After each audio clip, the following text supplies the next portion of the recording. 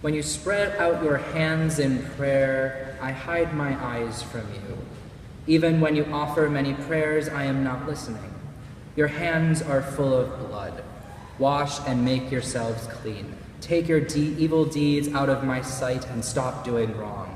Learn to do right. Seek justice. Defend the oppressed. Take up the cause of the fatherless. Plead the case of the widow. In the time of Isaiah, sacrifices described in this passage were made in order to establish right relationship with God. These rituals and sacrifices were commanded in Leviticus, and this is how it was interpreted, that these actions would restore your relationship with God in case of sins committed. These sacrifices were a way to maintain the covenant. That's how things were believed to work in the ancient world. It wasn't only the Jews who offered sacrifices to their God in order to please him. It would have been a normal thing to offer gifts or sacrifices to atone for sins or give thanksgivings. So what's so shocking is that Isaiah is one of the priests who officiated these rituals, yet he seems to condemn them. Isaiah is still shocking, especially to those who may come from ritual-filled or high church traditions such as myself. He lists offerings and rituals that he claims God finds offensive or shameful. However, Isaiah is not saying that acts of justice replace worship and rituals, but that we must have the right intentions and they must be practiced jointly with our everyday lives. Our prayer life and our secular lives must be in sync. Our prayers and our actions must harmonize in the world amongst our friends and our strangers.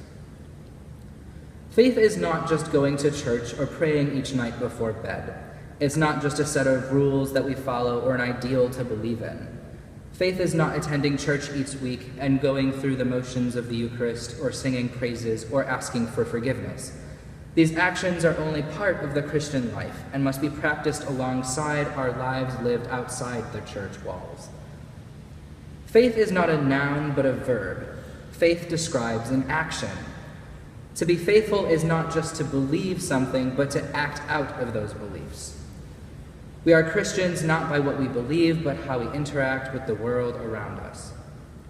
We are called into righteousness through right relationships, not by how often we attend church or pray or by how pious we think we may be. Through right relationships, we are made righteous. Now let me explicate a bit. All humans are children of God. All of creation is God's. The plants and the trees, the flowers and the insects, the furry animals such as Bailey, and the slithering snakes. How we interact with all of creation determines our relationship with God.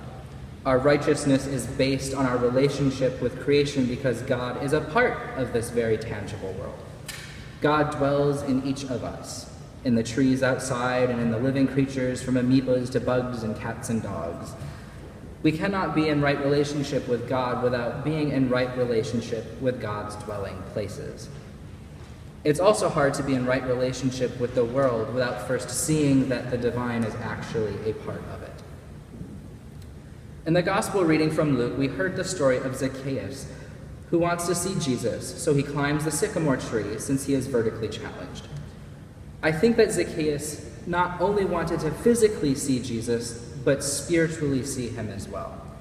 This desire to meet Jesus and openness to see and hear the message of Jesus, I believe, is why he wishes to repay those he has cheated and give his possessions to the poor.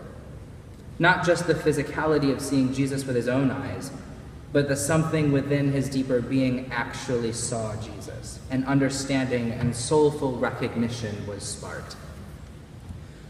Jesus said to him, "Today salvation has come to this house, for this is what it means to be a descendant of Sarah and Abraham. The promised one has come to search out and save what was lost." Zacchaeus may have been lost, being a head tax collector who wronged those in his community and perhaps swindled them for their hard-earned wages, but he was found and saved through his righteous actions, his work towards right relationships with those he wronged, by repaying those he cheated fourfold and giving away his possessions. The Gospel of Matthew contains the well-known Sermon on the Mount, where Jesus states, "Therefore, if you are offering your gift at the altar and there remember that your brother or sister has something against you, leave your gift there in front of the altar. First go and be reconciled to them. Then come and offer your gift." We are taught by Jesus and also Isaiah that we must be righteous. We must be in the right relationships with others before we can be in right relationship with God. This claim is quite extraordinary. Imagine a line of people at the temple to bring their offerings to the priests, and a person gets to the front and then says, "Oh no, I'm so sorry. Let me leave this here and I'll be right back. I need to go speak with Zechariah about how sorry I am for stealing his goat's milk last week." Or how about this scenario? You're in line to receive communion and you remember how you wronged your best friend. So you leave the communion line and the church and run to your friend's house to settle the offense before returning to the church to partake of Eucharist. How many of us would actually do this? It's pretty extreme, but it's a serious ideal to ponder. How are each of us being called to be in right relationship with God and with the world? Because we can't choose one or the other. They are a package deal. This idea of right relationship reminds me a lot of the idea of being the light of the world. We are called to be the light of the world and the salt of the earth, to love and serve others as a way of showing our faith and bringing others into the same relationship with God and with each other, like a domino effect. This is a lot of responsibility, and it's scary. It's really scary. And a lot of the time, it's lonely or feels like you're struggling to keep your head above the icy cold water. This is how I feel about my own call to ministry as a priest in my denomination. There's an inexplicable pull within me that has sparked my call, but it's all up to me to do the work. It's really freaking scary because I know I'm being called, but there is so much required of me that I don't feel strong enough or qualified for. Meetings, interviews, studies and schooling, evaluations and paperwork, background checks, and the expectation of living a moral and ethical life. Anxiety and self-doubt are overabundant feelings. However, it's important to remember that we are not left alone. We are sparked by the Holy Spirit. There is something within us that gives us the strength for the work that we are to accomplish. We may not know how or why, but if we interpret the call correctly, we can trust that the answers will come with time. The Spirit works mysteriously. If we are tuned and listening for her, we can become instruments for God's work. Answering the call, whatever it may be, is on us. The invitation has been extended, and now we must choose to accept or decline.